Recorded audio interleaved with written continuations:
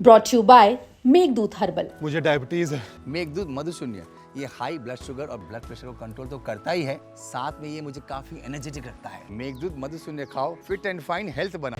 तो उन लोगों को तो सबक सिखा दिया जो कहीं चौधरी देवीलाल की नीतियों को गिरवी रख करके इस प्रदेश को दोनों हाथों से लूटने का काम कर रहे थे। एक षड्यंत्र के तहत भारतीय जनता पार्टी की सरकार कांग्रेस में बैठे लोगों ने तीसरी बार बढ़ा दी।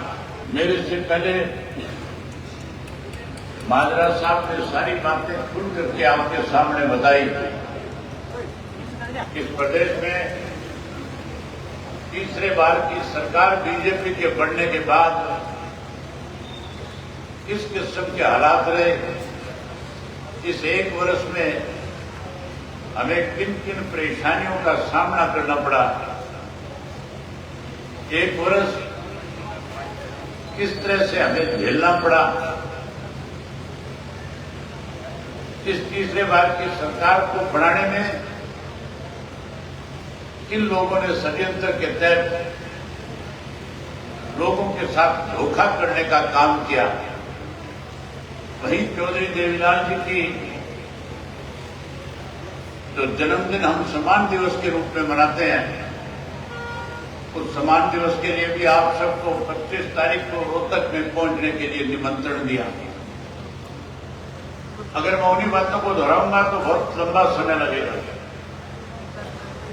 साथियों, आज मैं हरियाणा प्रदेश के 72 विधानसभा क्षेत्रों में कार्यकर्ताओं से मिलकर के आया हूं। मुझे बताते हुए खुशी है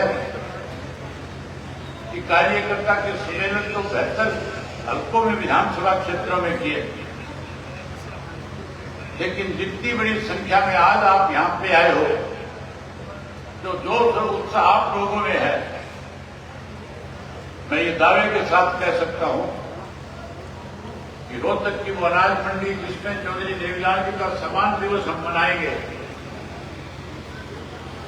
आपके उत्साह और जोश को देख करके लगता है कि अकेला मेवात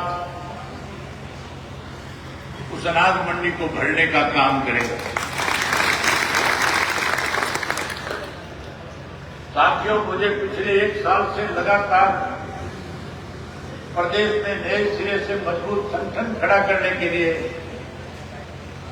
पार्टी की तरफ से मेरी और माजरा साहब की ड्यूटी लगी हुई थी। हम अलग अलग गांवों में जा रहे थे, शहर और कस्बे में लोगों से मिल रहे थे। आपको याद होगा सन 2023 में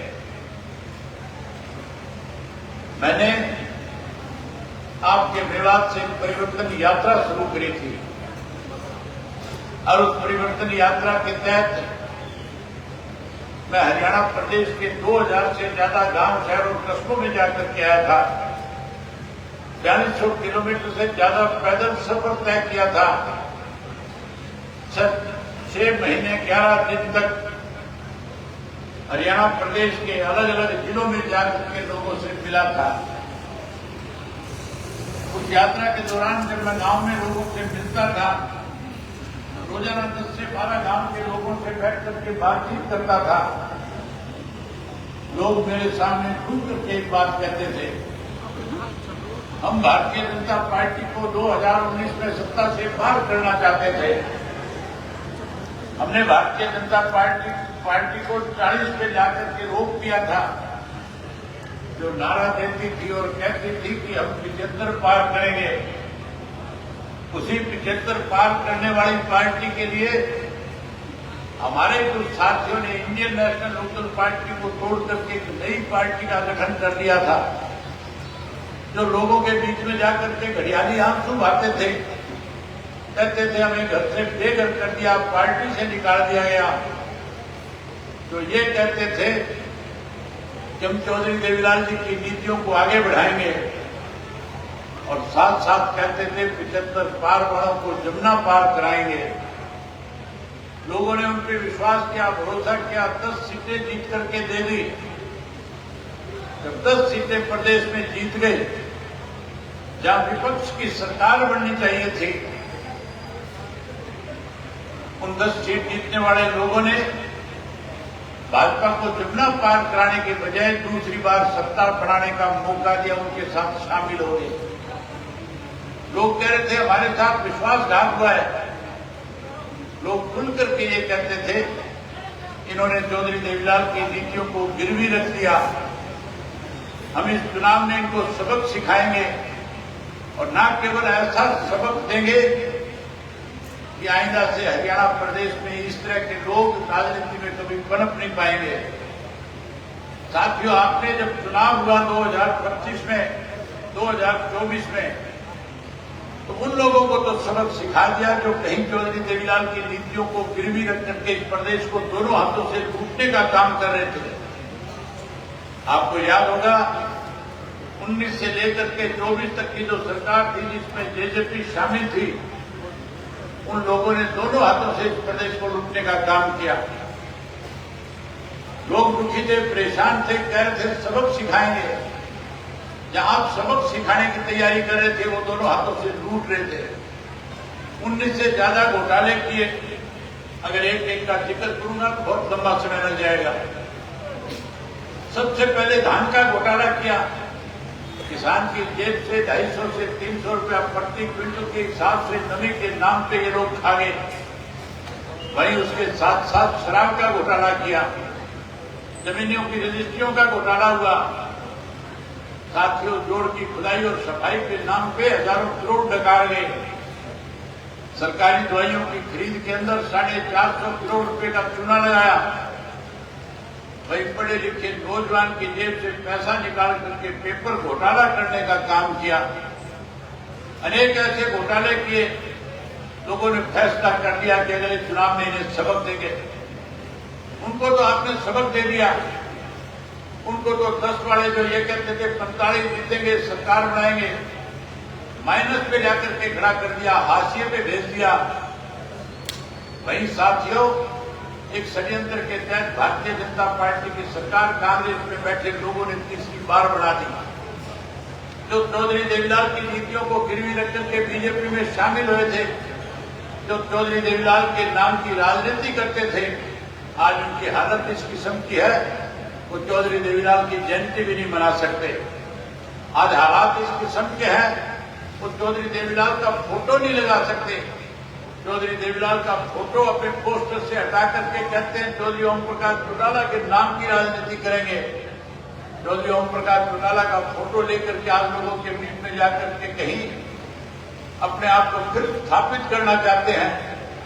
लेकिन हालात इस किस्म के होते जा रहे हैं कि लोगों का विश्वास भरोसा उनसे उठता जा रहा है। साथियों, ज्यादा दिन दूर जाने की जरूरत नहीं।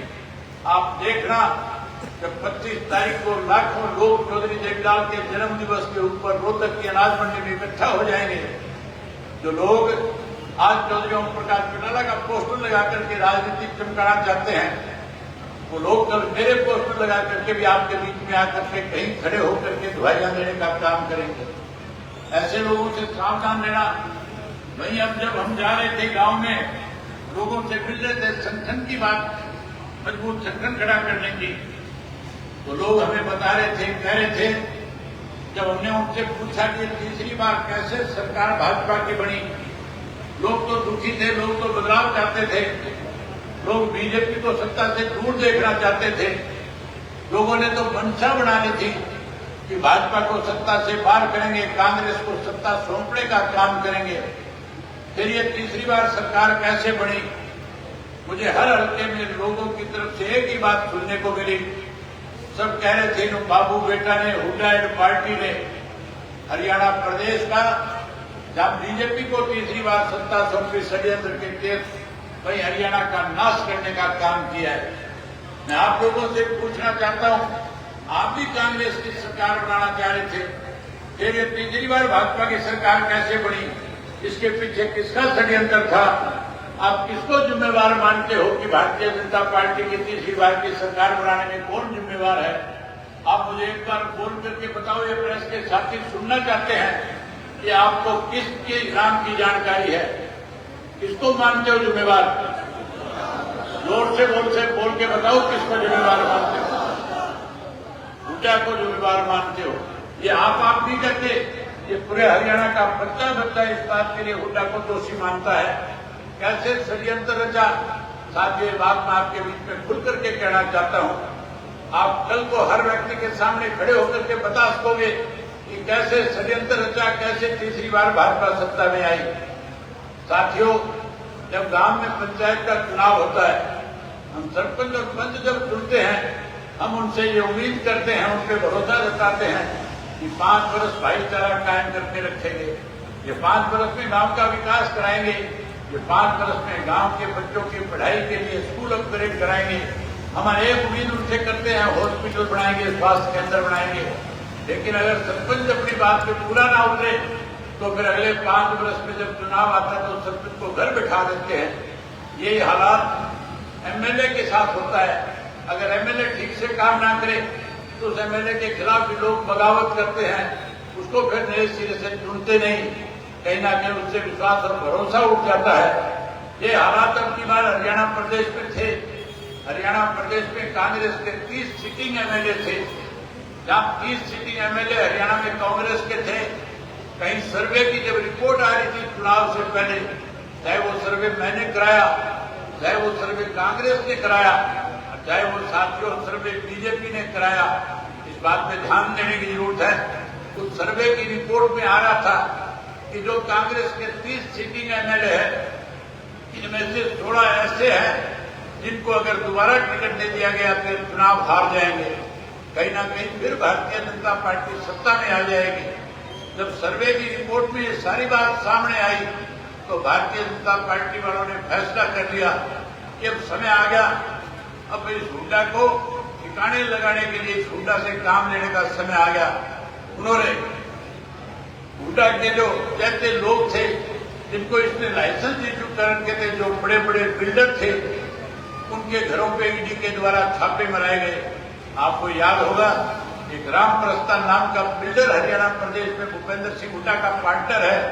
उस राम प्रस्तान बिल्डर के घर पे जब छापेमारी हुई तो साथियों वहां जब दस्तावेज पकड़े गए, उसमें हुड्डा के परिवार के सदस्य कहीं ना कहीं उस कंपनी के अंदर शामिल थे और उनके खिलाफ, हुड्डा के खिलाफ ये कहकर के ईडी ने पर्चा दर्ज कर दिया कि हुड्डा ने जब लाइसेंस इश्यू किया था तो इनमें बहुत सी कमियां और खामियां थी, इसलिए हम हुड्डा के खिलाफ एफआईआर लॉन्च करते हैं, इसको मुजरिम बनाने का काम करते हैं।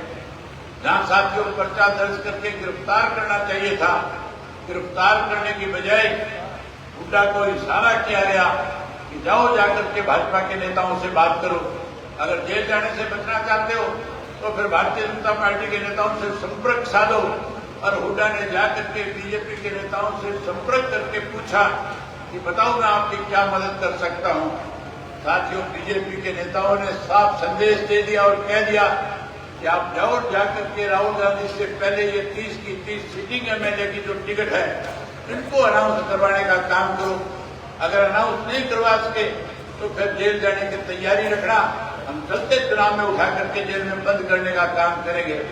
हुड्डा राहुल गांधी के पास गया और जाकर के कहने लगा, मुझे जानकारी मिली है कि कांग्रेस के 30 एमएलए को अगर टिकट ना दे पाए, सिटिंग की टिकट काट दी गई तो फिर भगदड़ मच जाएगी, संदेश प्रदेश में गलत चला जाएगा, बड़ी बड़ी सरकार में कहीं रुकावट पैदा हो जाएगी।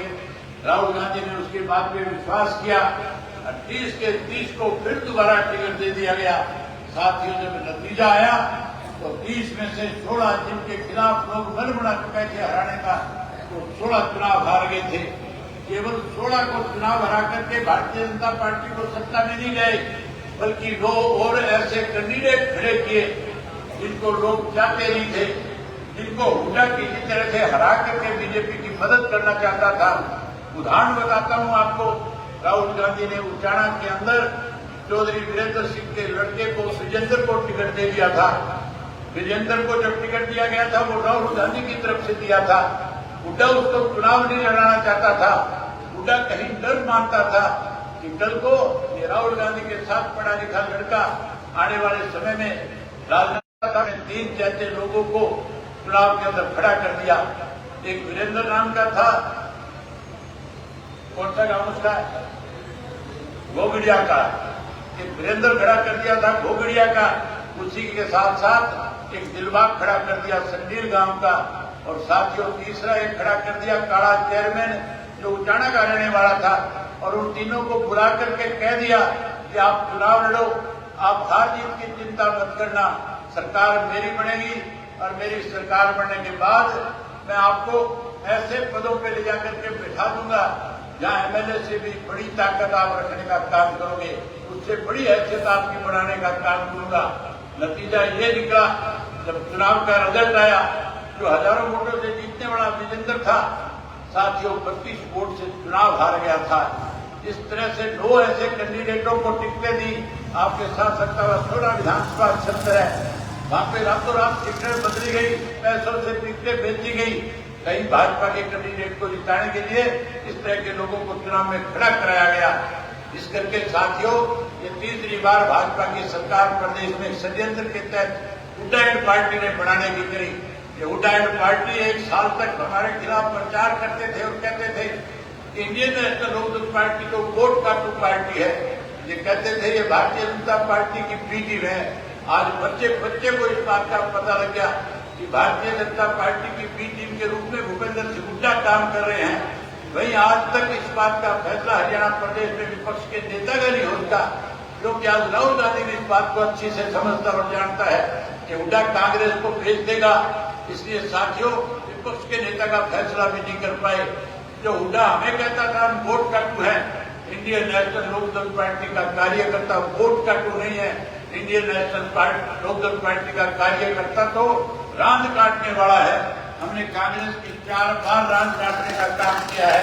हमने सन 1970 में कांग्रेस को सत्ता से बाहर किया, हमने सन 1987 में कांग्रेस को सत्ता से बाहर किया, हमने 99 के अंदर बंसीलाल कांग्रेस और बीजेपी मिलकर के प्रदेश में सत्ता पे काबिज थी, उनको सत्ता से बाहर किया था। हमने साथियों 2000 में फिर कांग्रेस को नकारने का काम किया, बाहर करने का काम किया था।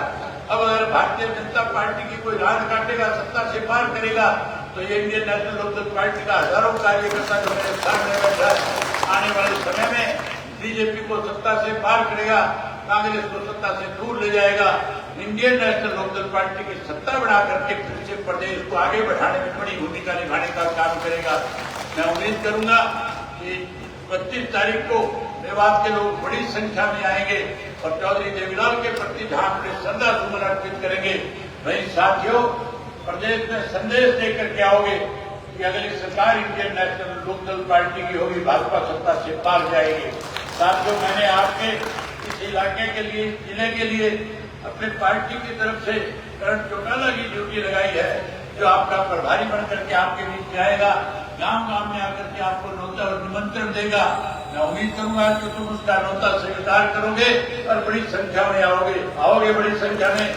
मन बहुत सारी बातें करूं, लेकिन मजबूरी है, आगे 2 कार्यक्रम और भी है, लोग इंतजार कर रहे हैं, इसलिए यही अपनी बात खत्म करता हूं और आपसे उम्मीद करता हूं कि बड़ी संख्या में आओगे। आपका बहुत धन्यवाद। जय हिंद, जय हरियाणा।